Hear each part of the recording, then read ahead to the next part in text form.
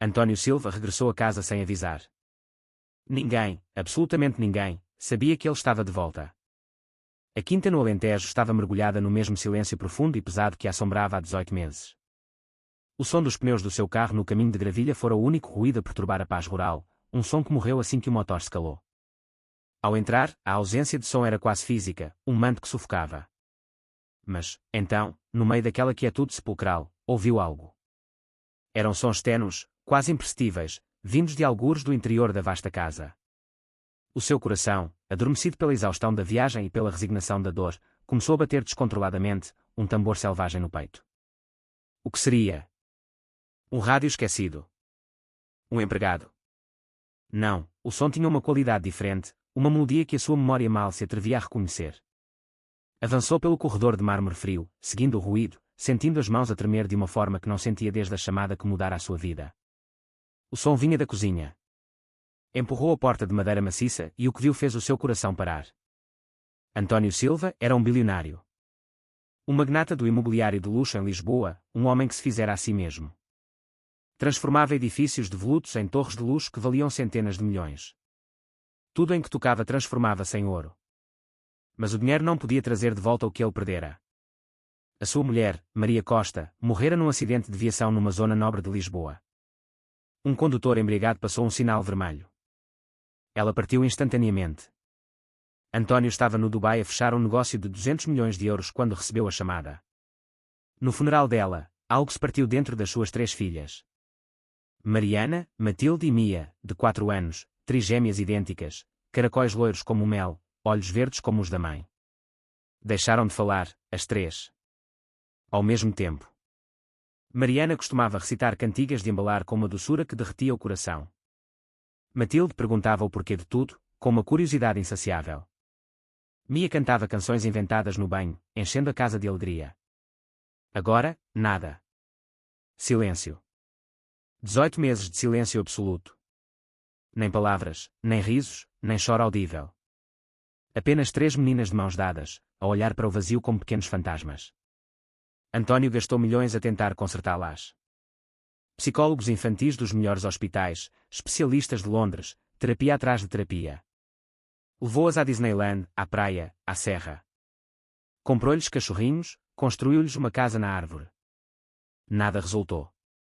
As meninas permaneceram fechadas dentro de si mesmas, silenciosas em conjunto, como se tivessem feito um pacto com o luto. Então, António fez o que os homens destroçados fazem. Fugiu. Enterrou-se no trabalho, dias de 16 horas, viagens de negócios a cada 2 semanas, Singapura, Londres, Dubai. Porque estar naquela casa era como sufocar. A sua quinta no Alentejo tinha 12 quartos, uma piscina infinita, um campo de ténis, um cinema, mas era o lugar mais solitário do mundo. Uma noite, Ana Pereira, a governanta principal, que estava com a família há 20 anos, abordou-o. Sr. Silva, já não consigo gerir isto sozinha. A casa é demasiado grande. As meninas precisam de mais ajuda do que eu lhes posso dar. Posso contratar alguém. António mal levantou os olhos dos papéis. Contrate quem precisar, Ana. 3 dias depois, Beatriz Neves entrou pela porta. 30 anos, de um bairro operário nos arredores de Lisboa, estudava educação de infância à noite enquanto criava o seu sobrinho adolescente, Diogo. A sua irmã morrera 2 anos antes. Ela compreendia o luto. Sabia o que era continuar a respirar quando o coração estava partido. António viu Beatriz uma vez no corredor.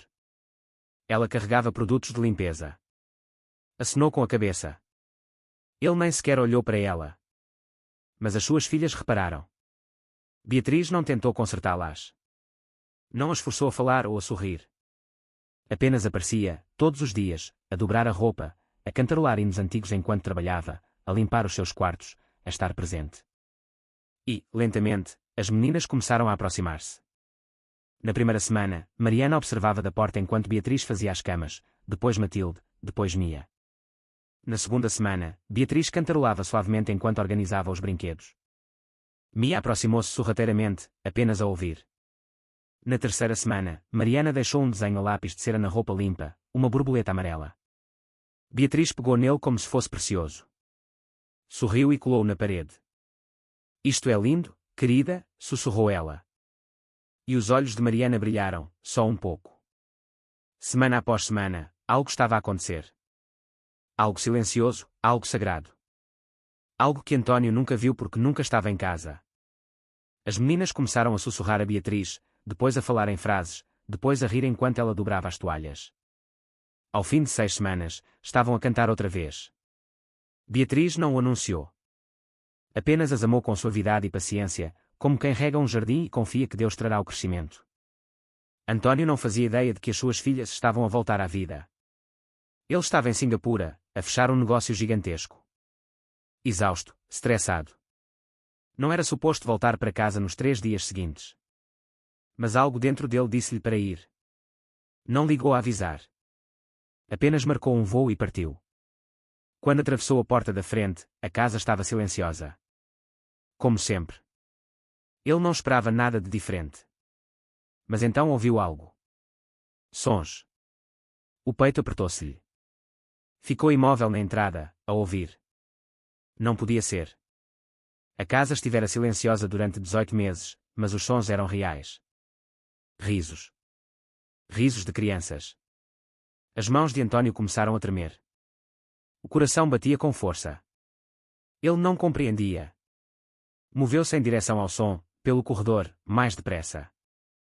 A respiração ficou-lhe presa na garganta. Vinha da cozinha. Alcançou a porta. A sua mão tremeu ao empurrá-la. E o que viu lá dentro parou o seu mundo inteiro.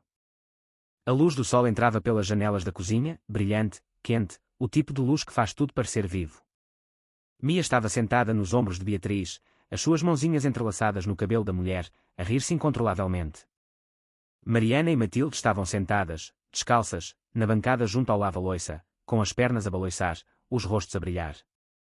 Estavam a cantar mesmo, Tu és o meu sol. As suas vozes enchiam a sala como uma música que António se esquecera que existia. Beatriz dobrava vestidos pequenos e coloridos, a cantarolar com elas, a sorrir como se aquilo fosse a coisa mais natural do mundo. As meninas usavam roupas magenta a condizer. O cabelo delas estava escovado, as bochechas curadas de alegria. Pareciam vivas. António ficou imóvel na porta. A sua pasta caíra da mão algures atrás dele. Não conseguia mover-se, não conseguia respirar. As suas filhas a falar, a rir, a cantar. Por 3 segundos, algo se abriu dentro dele. Um alívio tão poderoso que sentiu que o peito podia desmoronar. Gratidão, alegria, um sentimento que não sentia desde que Maria morrera. Como se talvez, apenas talvez, Deus não se tivesse esquecido deles. Então, Mia gritou, mais alto, Beatriz, canta mais alto. E algo mudou. António não o compreendeu. Não conseguia nomeá-lo, mas subiu rápido e quente e feio. Ciúme, vergonha, fúria. Esta mulher, esta estranha, tinha feito o que ele não conseguira. Tinha trazido as suas filhas de volta dos mortos. Enquanto ele fechava negócios e voava pelo mundo, ela estava ali a amá-las, a curá-las, a ser a figura parental que ele deveria ter sido. E ele odiou-a por isso. Que raio se passa aqui? A sua voz explodiu pela cozinha como um tiro. A cantoria parou. Instantaneamente. O rosto de Mia desfez-se. Beatriz tropeçou, as suas mãos a tremer enquanto cuidadosamente tirava Mia dos seus ombros e a pousava no chão. Mariana e Matilde congelaram na bancada, as pernas a parar a meio do balanço. Senhor Silva, eu. A voz de Beatriz era baixa, firme, mas António conseguia vê-la a tremer. Isto é completamente inapropriado, a voz de António falhou. Foi contratada para limpar, não para brincar às casinhas e transformar a minha cozinha numa espécie de circo de infantário. Beatriz baixou os olhos. Eu estava apenas a passar tempo com elas, senhor. Elas estavam. Não quero ouvir. O rosto de António estava vermelho, os punhos cerrados ao lado do corpo. Pôr as minhas filhas em cima de bancadas, carregá-las assim. E se uma delas caísse? E se acontecesse alguma coisa? Não aconteceu nada, senhor. Eu estava a ter cuidado. Está despedida. A palavra saiu fria. Final. Faça as suas malas. Saia agora. Beatriz ficou ali por um momento, as mãos a agarrar a borda da bancada. Os seus olhos estavam úmidos, mas ela não discutiu. Não implorou. Apenas acenou. Sim, senhor. Ela passou por António com a cabeça erguida, os ombros direitos, as lágrimas a escorrer silenciosamente pelas suas bochechas. As meninas não emitiram um som. Desceram da bancada devagar, cuidadosamente, de mãos dadas umas com as outras. Os seus rostos estavam vazios, inexpressivos, como se alguém tivesse entrado e desligado o interruptor. Olharam para o pai, olharam mesmo para ele, e António viu-o. Medo. Elas tinham medo dele. O lábio de Mariana tremeu, mas não saiu nenhum som. Matilde apertou com mais força as mãos da irmã. Os olhos de Mia encheram-se de lágrimas que caíram silenciosamente pelo seu rosto. Depois, viraram-se e saíram da cozinha juntas, de mãos dadas, os seus pés descalços a bater suavemente no chão. A sala mergulhou em silêncio. António ficou ali sozinho. Os vestidos brilhantes que Beatriz estivera a dobrar ainda estavam na bancada. A luz do sol que parecera tão quente momentos antes, agora parecia dura, acusadora. As suas pernas fraquejaram. Agarrou-se à borda da bancada para se firmar. O que é que eu acabei de fazer? A sua voz era pouco mais que um sussurro. A casa estava novamente silenciosa, da forma como estivera durante 18 meses. Fria, morta, vazia. António afundou-se numa cadeira, a cabeça a cair entre as mãos. E, pela primeira vez desde o funeral de Maria, sentiu todo o peso daquilo em que se tinha tornado. Não um pai. Um destruidor. Naquela noite, António sentou-se sozinho no seu escritório. A sala estava escura, exceto pelo candeeiro na sua secretária. Um copo de aguardente velha estava intocado na sua mão. Ele olhava para a fotografia na prateleira. Maria a rir, a segurar as meninas quando eram bebés. As três enroladas nos seus braços. O sorriso dela era tão brilhante que doía olhar. O que é que eu fiz, Maria? A sua voz quebrou. Por que é que fiz aquilo? O silêncio pressionava de todos os cantos da casa, pesado, sufocante. Houve uma batida suave na porta. Senhor Silva. A voz de Ana Pereira, gentil mas firme. Posso entrar? Sim. Ela entrou lentamente, fechando a porta atrás de si.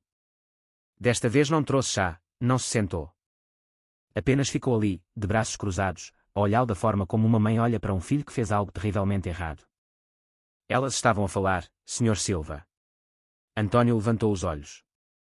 O quê? As suas filhas. Estavam a falar com a Beatriz. O seu peito apertou-se. Eu sei, Ana. Eu vi-as hoje. Não. Ana abanou a cabeça. O senhor não percebe. Não foi só hoje. Elas falam há 6 semanas. O copo escorregou da mão de António. Não se partiu, apenas tombou na secretária, a aguardente a derramar-se sobre a madeira. Ele não se moveu para limpar. 6 semanas. Sim, senhor. Frases completas, histórias, canções. A Beatriz trouxe-as de volta, pouco a pouco, todos os dias. As mãos de António começaram a tremer. 6 semanas. Como? Por que é que ninguém me disse? A voz de Ana era suave, mas cortava fundo. O senhor nunca esteve cá para que lhe dissessem, Senhor Silva. Ele cobriu o rosto com as mãos. Oh, Deus! Oh, Deus! Ana, eu destruí tudo. Destruí tudo em 10 segundos. Sim, senhor. Destruiu. As palavras pairaram no ar entre eles. Sem conforto, apenas a verdade. A voz de António saiu quebrada. Que tipo de pai sou eu? As minhas filhas estavam a curar-se. A curar-se mesmo, e eu não fazia ideia. Estive tão ocupado a fugir desta casa que nem reparei que elas estavam a voltar à vida. Ana aproximou-se. A sua voz estava mais baixa agora. Senhor Silva, o senhor percebe o que fez hoje. Aquelas meninas confiavam na Beatriz. Abriram-se com ela. E o senhor mostrou-lhes que, quando se está assustado ou confuso, se magoam as pessoas que elas amam. António levantou o olhar, os olhos vermelhos. Eu não estava a pensar. Eu só. Vi-as tão felizes com ela e senti. Senti que eu já não importava, que tinha sido substituído. Então, destruiu tudo. Sim, a sua voz era quase inaudível. Eu destruí. Ana descruzou os braços. O que vai fazer agora?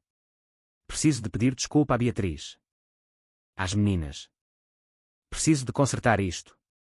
Pedir desculpa é um começo, mas aquelas meninas não precisam das suas palavras, Sr. Silva. Elas precisam de si. Do verdadeiro si. Não do homem que trabalha 80 horas por semana e atira dinheiro aos problemas. Elas precisam do pai delas. António acenou lentamente. Vou falar com a Beatriz logo de manhã. Vou pedir-lhe que volte. Vou resolver isto. Ana estudou por um longo momento. Depois virou-se para a porta. Espero que sim, senhor. Pelo bem delas. Ela deixou-o sentado ali, no escuro. António olhou novamente para a fotografia de Maria. Os rostos das meninas, tão pequenos, tão inocentes. Ele tinha-lhes falhado. Falhado a Maria, falhado a si mesmo. Mas talvez, apenas talvez, não fosse tarde demais para tentar de novo. Na manhã seguinte, António mandou chamar Beatriz ao seu escritório.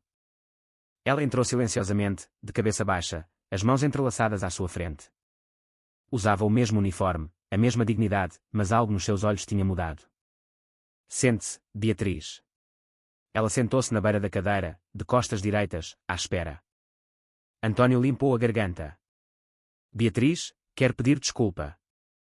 O que eu disse ontem, a forma como lhe falei, foi completamente despropositado. Eu não sabia que as meninas tinham começado a falar outra vez. A Ana contou-me ontem à noite.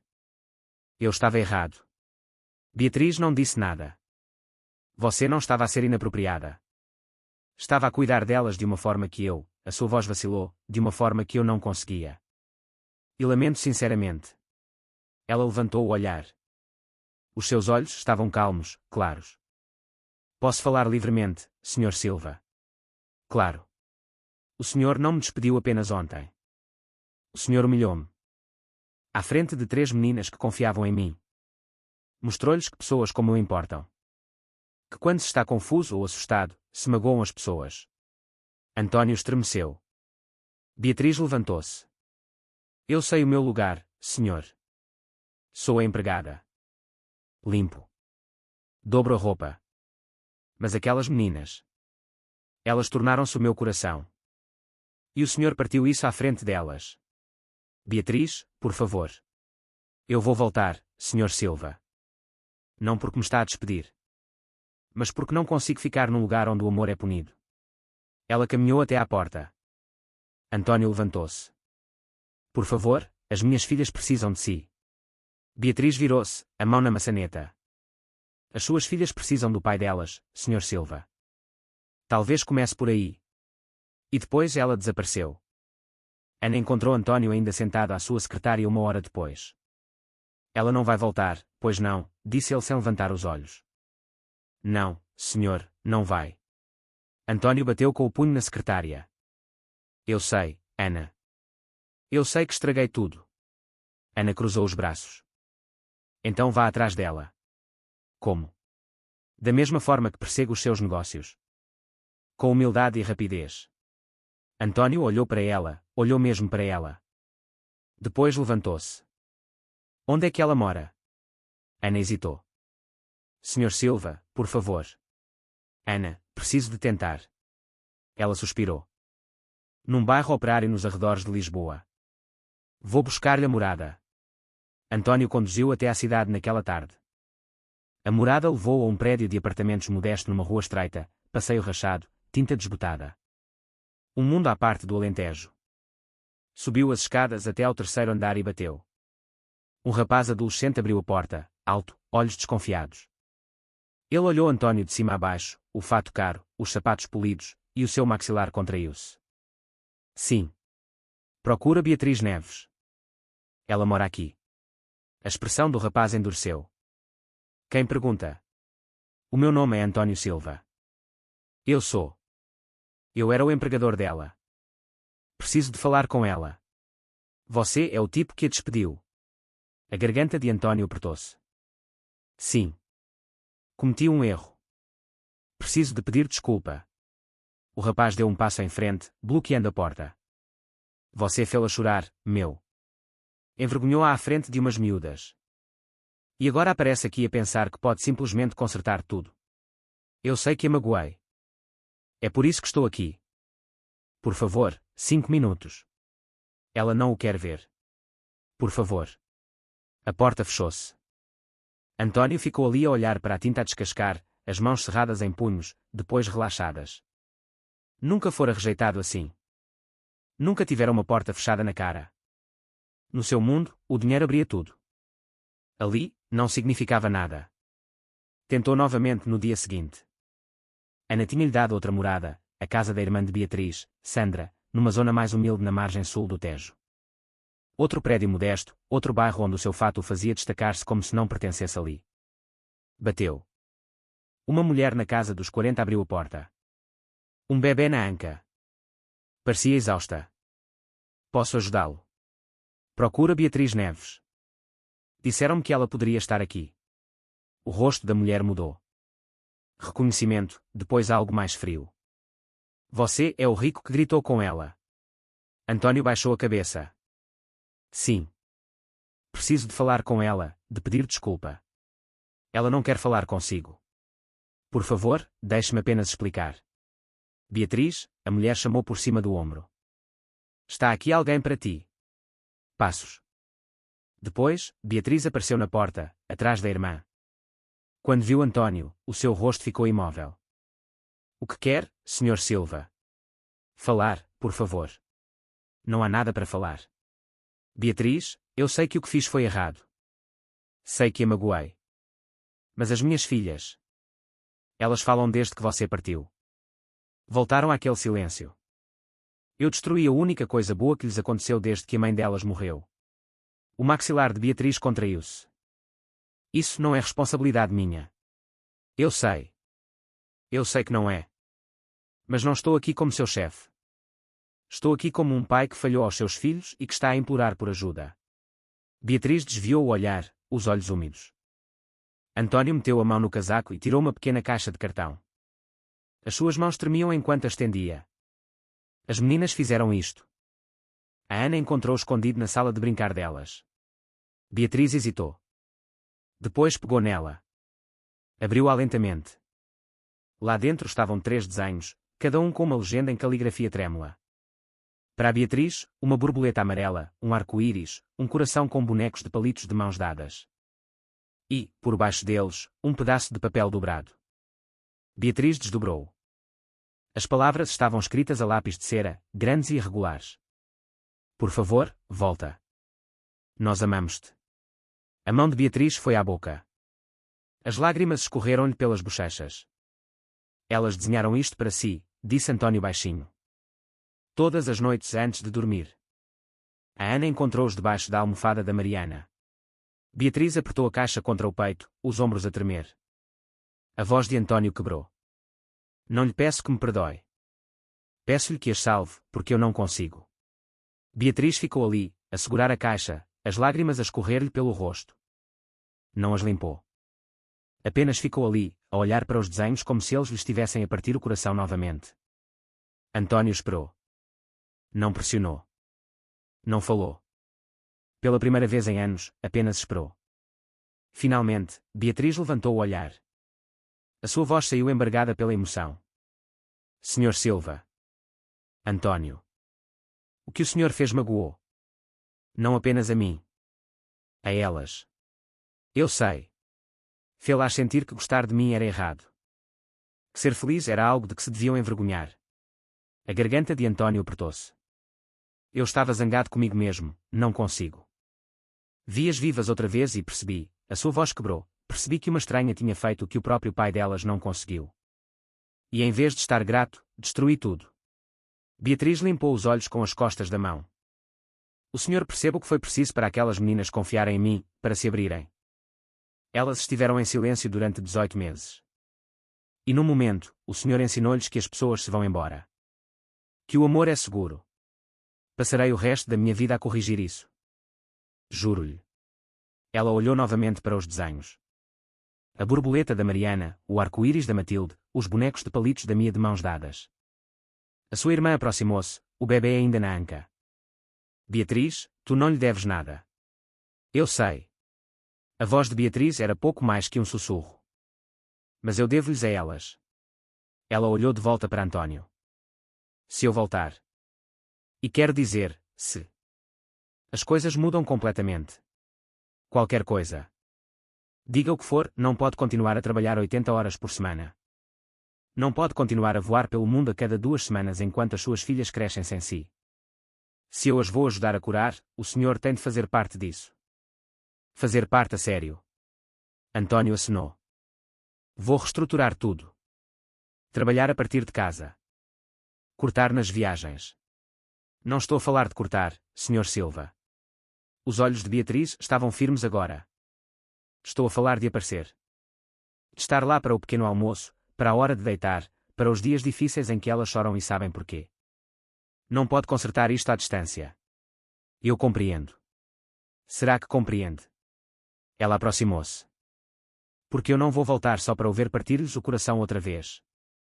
Não serei eu a apanhar os cacos enquanto o senhor está em Singapura a fechar negócios. António sentiu o peso do que ela estava a pedir.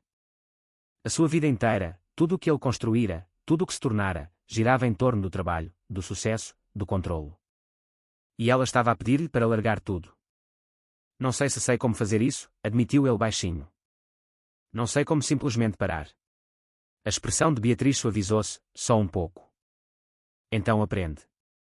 Da mesma forma que aquelas meninas estão a aprender a confiar novamente, um dia de cada vez. O silêncio instalou-se entre eles. António olhou para ela, olhou mesmo para ela. Esta mulher que não tinha nada comparado com a sua riqueza, que perdera a irmã, que criava um sobrinho enquanto trabalhava e estudava, que amara as suas filhas sem pedir nada em troca. E ele percebeu algo. Ela era mais forte do que ele alguma vez fora. Se voltar, disse ele lentamente, eu estarei lá. Prometo-lhe. Custe o que custar. Beatriz estudou o seu rosto por um longo momento, à procura de algo. Verdade, talvez, ou sinceridade. Finalmente, ela assentiu. Uma semana. Dê-me uma semana para pensar. Beatriz. Uma semana, Sr. Silva. É tudo o que peço. Se está mesmo a falar a sério, pode esperar 7 dias. Ela devolveu-lhe a caixa. Fique com isto. Mostra às meninas. Diga-lhes que eu vi. Diga-lhes, a sua voz embargou-se, diga-lhes que também sinto a falta delas. Depois ela recuou para dentro e a porta fechou-se suavemente. António ficou ali no corredor, a segurar a caixa com os desenhos, a sentir algo que não sentia há anos. Esperança e terror. António conduziu de volta para o Alentejo em silêncio. A caixa estava no banco do passageiro. Ele olhava para ela de relance. 3 desenhos, 3 declarações de amor de crianças que tinham aprendido a falar de novo, e depois aprendido a ficar em silêncio por causa dele. Quando entrou na propriedade, a casa erguia-se à sua frente. 12 quartos, todo aquele espaço, todo aquele vazio. Ele ficou no carro por muito tempo antes de entrar. Ana encontrou à porta. Não perguntou como correu. Apenas olhou para a caixa nas suas mãos e acenou. Estão na sala de brincar, disse ela baixinho. António subiu as escadas lentamente. Cada degrau parecia mais pesado que o anterior. Quando chegou à porta da sala de brincar, parou. Pela fresta, conseguia vê-las. Mariana, Matilde e Mia, sentadas no chão num pequeno círculo, de mãos dadas. Não estavam a brincar, nem a desenhar. Apenas sentadas ali, a olhar para o nada como tinham feito durante 18 meses antes de Beatriz chegar. António abriu a porta gentilmente. As 3 meninas levantaram o olhar. Os seus rostos não mudaram. Sem sorrisos, sem medo, apenas vazios. Olá, meninas. A sua voz saiu mais suave do que ele pretendia. Elas não responderam. António entrou e sentou-se no chão, à frente delas. Não muito perto. Não queria assustá-las. Eu fui ver a Beatriz hoje. Os olhos de Mariana piscaram. Ligeiramente. António levantou a caixa. Ela queria que eu vos devolvesse isto. Ela viu os vossos desenhos, os que fizeram para ela. O aperto de Mia na mão da sua irmã intensificou-se. Ela queria que eu vos dissesse uma coisa. A garganta de António parecia apertada.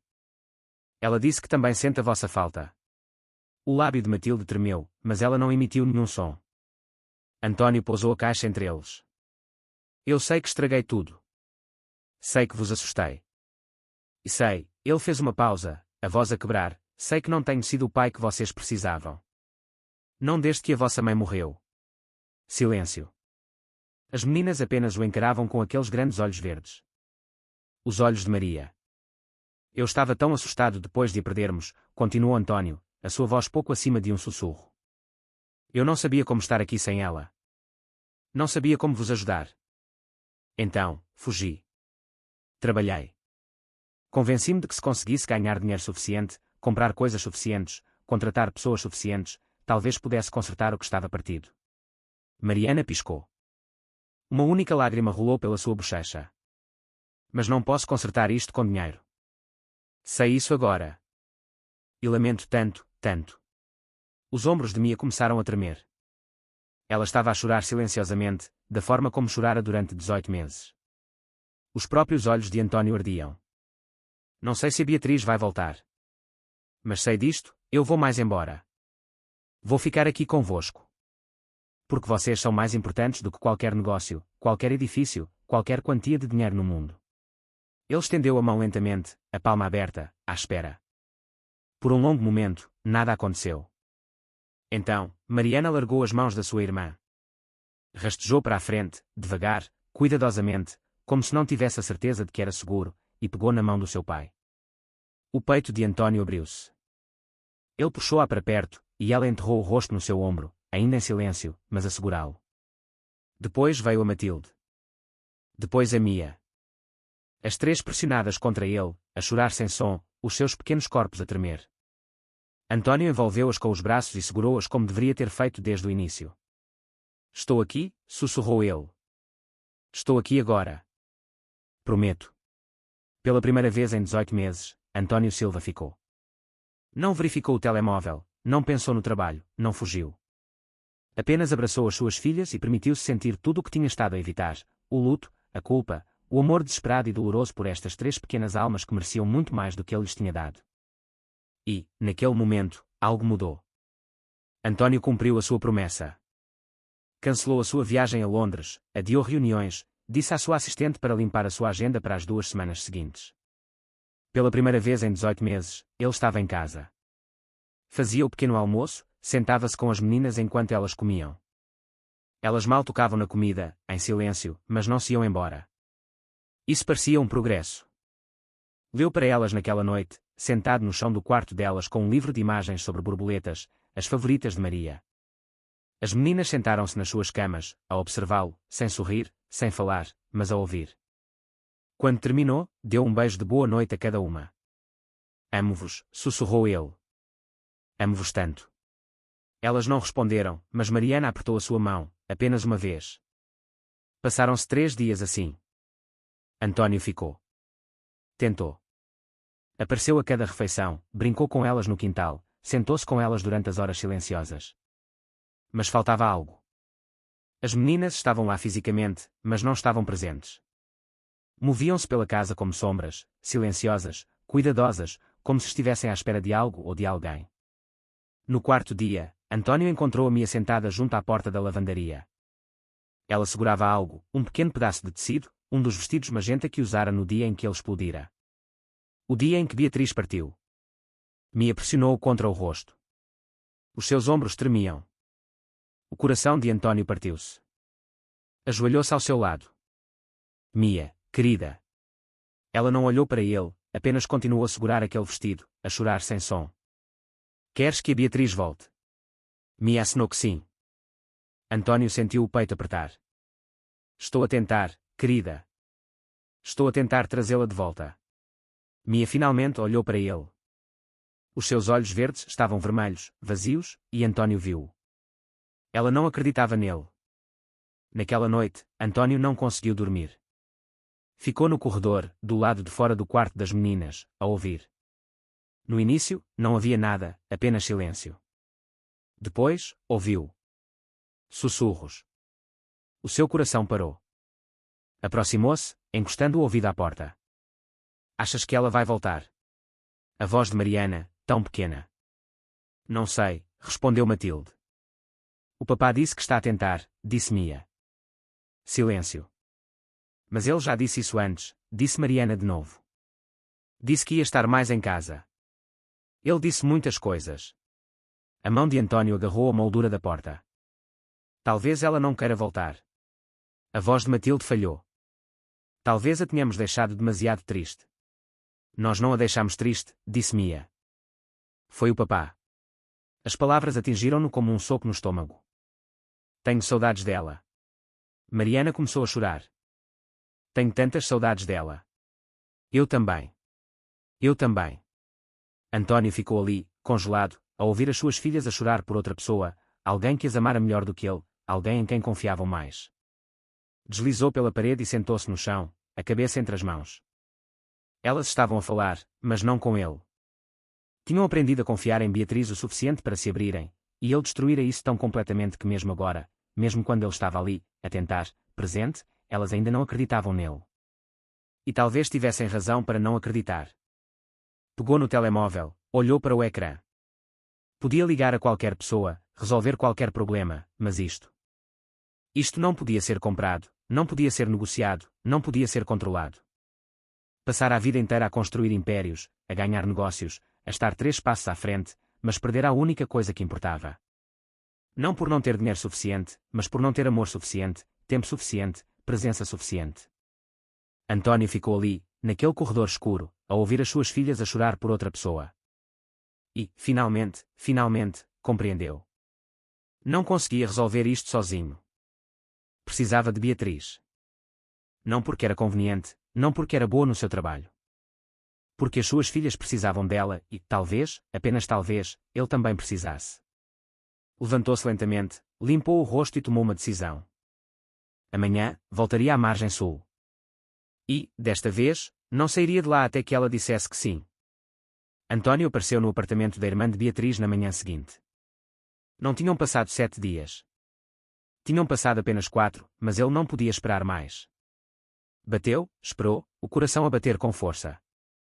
A irmã de Beatriz abriu a porta. Parecia surpreendida, depois irritada. Ela disse 1 semana. Eu sei, mas preciso de a ver, por favor. A mulher estudou por um longo momento. Depois chamou por cima do ombro. Beatriz, ele está aqui outra vez. Passos. Depois, Beatriz apareceu, de braços cruzados. Parecia cansada, como se também não tivesse dormido. Não passou 1 semana, Sr. Silva. Eu sei. Peço desculpa, mas a sua voz quebrou. Eu ouvi-as ontem à noite. A expressão de Beatriz mudou. Ouviu quem? As minhas filhas. Estavam a falar no quarto delas, umas com as outras. As mãos de António tremiam. Elas estão a falar outra vez, mas não comigo. Não confiam em mim, e não as culpo. Os braços de Beatriz relaxaram ligeiramente. Elas estavam a chorar por si, continuou António, a sua voz rouca, a perguntar se ia voltar, a dizer que sentiam a sua falta. E eu fiquei do lado de fora da porta delas a ouvir. E percebi algo. Ele fez uma pausa, tentando encontrar as palavras. Eu não consigo fazer isto. Não consigo consertá-las. Nem sequer consigo alcançá-las porque elas já não acreditam em mim. E a pior parte é que têm razão para não acreditar. Beatriz não disse nada. Apenas o observou. Pensei que podia aparecer e que tudo ficaria bem. Que estar presente seria suficiente. Mas não é. Porque passei 18 meses a ensinar-lhes que eu não fico, que eu vou embora. Que o trabalho é mais importante do que elas. A sua voz falhou, e agora estão à espera que eu me vá embora outra vez. Uma lágrima escorreu-lhe pela bochecha. Ele não a limpou. Eu preciso de si, Beatriz. Não porque lhe estou a pagar. Não porque é boa no que faz. Porque as minhas filhas precisam de si. E ele engoliu em seco, eu preciso de aprender consigo. Preciso que me mostre como ser o pai que elas merecem, porque não faço a mínima ideia do que estou a fazer. Os olhos de Beatriz brilharam. Por favor, sussurrou António. Não estou a pedir como seu empregador. Estou a pedir como um homem que perdeu tudo o que importa e não sabe como recuperá-lo. O silêncio estendeu-se entre eles. Então, Beatriz falou, a sua voz suave. O que aconteceu à reunião em Londres? Cancelei-a, e ao negócio de Singapura. Adiado. Por quanto tempo? O tempo que for preciso. António olhou-a nos olhos. Não me importo de perder todos os contratos, todos os edifícios, todo o dinheiro. Nada disso importa se as perder a elas. Beatriz estudou o seu rosto, à procura de algo. Sinceridade, verdade, mudança. Finalmente, Ela expirou lentamente. Se eu voltar, tem de compreender uma coisa. Isto não é sobre consertá-las. É sobre amá-las. Aparecer todos os dias. Mesmo quando é difícil, mesmo quando elas o afastam, mesmo quando sente que está a falhar. Eu sei. E não pode fazer isto a meio gás. Não pode aparecer por algumas semanas e depois voltar à sua vida antiga quando as coisas ficarem confortáveis. Não o farei. Juro. Beatriz olhou para as suas mãos, depois de volta para ele. Eu volto. Mas não hoje. O coração de António afundou. Dê-me mais 2 dias, disse ela gentilmente. Preciso de terminar umas coisas aqui. E o senhor precisa de dizer às meninas que eu vou. Elas precisam de o ouvir de si. Precisam de saber que o senhor foi atrás de mim. Que lutou por isto. António acenou, o alívio a inundá-lo. Obrigado. Obrigado, Beatriz. Ela aproximou-se, a sua voz mais firme agora. Ainda não me agradeça, Sr. Silva. A parte difícil está apenas a começar. António conduziu para casa com algo que não sentia há meses. Não apenas esperança, mas propósito. Encontrou as meninas na sala de brincar, ainda sentadas juntas, ainda em silêncio. Ajoelhou-se à frente delas. Tenho uma coisa para vos dizer. 3 pares de olhos verdes levantaram-se. Fui ver a Beatriz hoje. E ela vai voltar. Os olhos de Mariana arregalaram-se. Matilde endireitou-se. Os lábios de mim entreabriram-se. Daqui a 2 dias, ela estará aqui. E desta vez, a voz de António embargada pela emoção, desta vez, vou certificar-me de que ela fica. Porque eu também vou ficar. Pela primeira vez em dias, ele viu algo brilhar nos rostos delas. Não exatamente crença, mas talvez. Possibilidade. 2 dias pareceram uma vida inteira. António cumpriu a sua palavra. Ficou em casa, fez o pequeno almoço, leu histórias, sentou-se com as meninas mesmo quando elas não respondiam. Mas ele conseguia ver nos olhos delas. Estavam à espera, a suster a respiração, com medo de ter esperança. Na manhã do segundo dia, António acordou cedo. Fez panquecas como a Maria costumava fazer. Pôs a mesa, chamou as meninas para o pequeno almoço. Elas vieram devagar, ainda de pijama, ainda de mãos dadas. Comam, disse ele gentilmente. Temos um dia especial hoje. Mariana olhou para ele. A Beatriz vem. O peito de António apertou-se. Foi a primeira vez que ela falou diretamente com ele em semanas. Sim, querida. Ela está a voltar para casa. Beatriz chegou ao meio-dia. Ana abriu a porta. As 2 mulheres abraçaram-se como velhas amigas. Estiveram à janela a manhã toda, sussurrou Ana. Beatriz acenou, os olhos já úmidos. Atravessou o corredor, o coração a bater com força. Conseguia ouvir a voz de António vinda da sala de estar, calma, firme, a ler para elas. Parou à porta.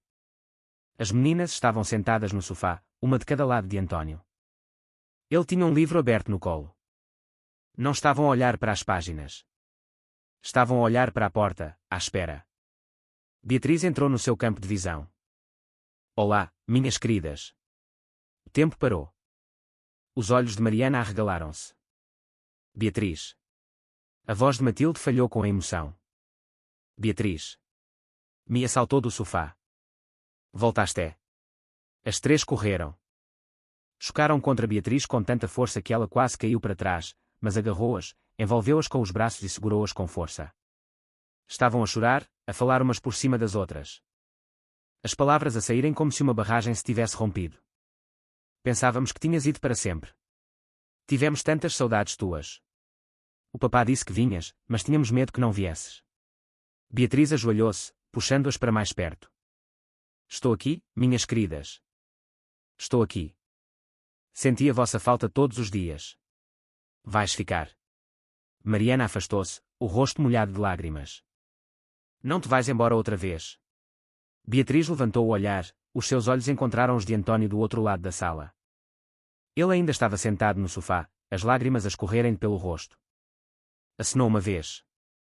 Beatriz olhou de volta para as meninas. Vou ficar.